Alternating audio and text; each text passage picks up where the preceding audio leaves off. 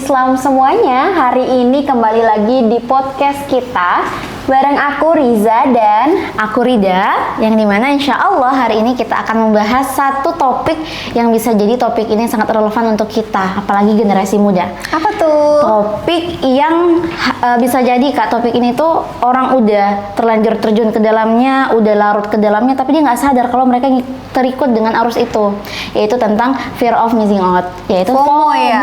Betul Kak. Dan kayaknya tanpa sadar pun kita sering banget ya terjerat sama rasa FOMO ini. Yeah. Aku sih ngerasain. Kalau Kak Rida gimana? Sama kayaknya. Bukan gini, rasa nggak rasa, mau nggak mau kita akan terikut. Nah, tapi Masya Allahnya terkadang ada orang yang terbawa arus dan terlena, ada orang ikut arus tapi mereka positive vibes gitu ya, jadi tahu mana yang benar, mana yang salah, seperti itu. Gitu. Nah, kalau kita berbicara tentang FOMO, kita tuh kan Gen Z nggak lepas ya dari yang namanya media sosial. Betul Kak. Nggak mungkin dong Gen Z, ayo coba di sini deh, di absen. Ada nggak Gen Z yang nggak main medsos? Coba, ada nggak? Nanti di komen aja ya, di komen boleh. Nah, jadi hari ini tuh nggak mungkin banget yang namanya Gen Z lepas dari medsos, lepas dari dunia digital. Betul. Dan kalau misalnya aku sendiri scroll media sosial lebih sering Instagram atau TikTok ya. Iya. Kalau misalnya scroll di TikTok atau di Instagram itu tuh sering banget nemuin hal-hal yang buat kita join trend, join hal-hal yang viral yang kita tuh sebenarnya nggak tahu ini tuh apa sih yang ngebuat ini tren, apa sih yang ngebuat ini viral, dan kita hanya mengikuti saja. Iya. Gitu. Nah, kadang hal-hal seperti itu Kak justru menjadikan kita merasa relate gitu ya. Karena merasa relate itulah akhirnya merasa aku harus seperti dia. Contohnya kayak kakak sempat pernah bahas tuh ya. Banyak hari ini tren-tren pernikahan muda yang sangat indah di depan layar kaca gitu ya, layar sosial media, tapi kita kan nggak tahu apa yang ada di belakang layar. Seperti itu. Betul. Dan ini tuh sering kita temui ya. Kita sering temui yang kita lihat di media sosialnya seperti ini, ternyata tidak seindah itu. Apalagi kalau misalnya drama Korea tuh. Makanya kan sering ada yang bilang cinta itu tidak seindah drama Korea. Masya Allah. Nah, ngomongin tentang FOMO Kak, bahkan saya bisa melihat hal positif lain. Ternyata dengan kemudahan digitalisasi hari ini, kemudian FOMO yang berseliweran di sosial media kita bisa justru mengarahkan semua itu ke ranah positif gitu ya. Berarti ada peluang ya? Ada peluang besar banget loh Kak. Jadi kita bisa memasukkan gimana caranya dakwah digital di media sosial itu bisa lebih digencarkan dalam membahas tentang umat dan juga kaum muslimin. Masya Allah. Seperti itu. Jadi peluang adanya era digital yang hari ini semakin berkembang, justru kita bisa optimalkan di dakwah. Betul. Dengan inovasi tadi ya? Nah, betul, inovasi dakwah. Jadi gini, kalau kita lihat potret Gen Z yang katanya suka FOMO, terus itu negatif, kita bisa alihkan gimana FOMO itu yang biasanya dunia dan mereka terlena bisa menuju akhirat gitu ya. Dan dari ini semua aku kepikiran gitu ya, Allah telah mention dalam Quran surah Hadid ya, Al-Hadid ayat 20. A'udzubillahi minasyaitonirrajim. Bismillahirrahmanirrahim. Innamal hayatud dunya la'ibu wa lahu wa zinatun ila akhir. Jadi Allah mention bahwa kehidupan dunia itu adalah tempatnya permainan dan juga senda gurau.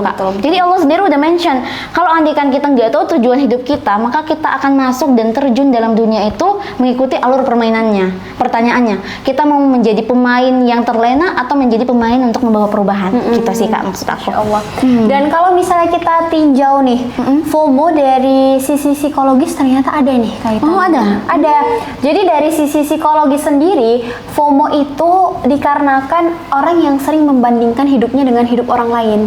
Jadi misalnya gini, dengan kebanjiran informasi yang saat ini terjadi gitu ya, banyak kita lihat misalnya sebetulnya bukan hanya para aktris atau aktor saja gitu ya, tapi orang-orang juga banyak melakukan, misal sering mengupload tentang liburan ke luar negeri, terus highlight Instagramnya tuh misal Korea, Jepang dan lain sebagainya gitu ya.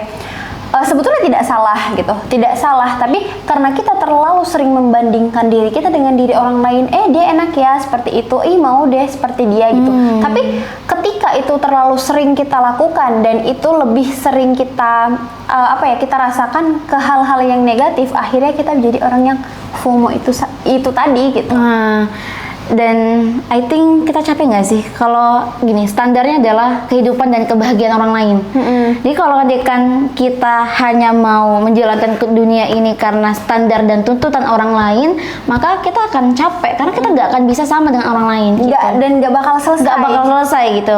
Makanya kalau Allah sendiri mention dunia ini adalah tempatnya permainan, maka gimana kita itu bisa menjadi orang-orang nggak ikut arus, nggak main-main, tapi gimana membawa perubahan, Kak. Nah, tadi kaitannya dengan inovasi digital, justru ranah-ranah di media sosial ini membuka peluang yang sangat besar buat kita semua untuk memanfaatkan digitalisasi dalam konten-konten kebaikan. Betul. Dan aku rasa ya, dakwah itu walaupun penyampaiannya tetap dengan ide yang sama gitu ya, tapi tetap kita pengemasannya bisa dengan hal-hal yang berbeda. Lebih apalagi mudah ya. Di era digital saat ini. Bisa contohnya kayak podcast, terus juga pembuatan konten-konten digital lainnya yang kita bisa berinovasi dengan adanya perkembangan zaman. Nah, betul, Kak. Aku setuju. Soalnya coba hari ini kalau kita lihat konten-konten media sosial, banyak banget loh Gen Z itu yang udah terjun untuk speak up dan juga inovasi dakwah digitalnya itu keren banget. Nah, bagi para kalian yang nonton ini dan kita juga ya, kita semua, aku berharap gimana kita itu nggak menjadi para pemuda, para Gen Z yang dipandang sebelah mata karena mereka mengira kita itu hanya bisa rebahan, hanya suka scroll TikTok, scroll IG dan lain sebagainya. Tapi kita adalah agen-agen of change yang bisa membawa perubahan besar dalam dunia dakwah. Amin.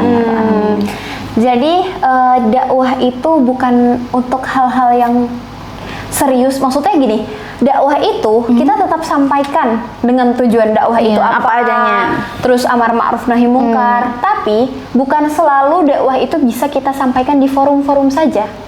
Tapi kita bisa sampaikan juga sesuai dengan mad'unya kita, sesuai dengan objek dakwahnya kita. Misalnya kayak kita Gen Z, berarti kita dakwahnya kemana nih? Targetnya siapa? Maka apa sih yang disukai atau yang disenangi sama mereka, yang coba untuk kita formulasikan tanpa menghilangkan esensi dari dakwah itu sendiri. Masya Allah, luar biasa ya, Kak.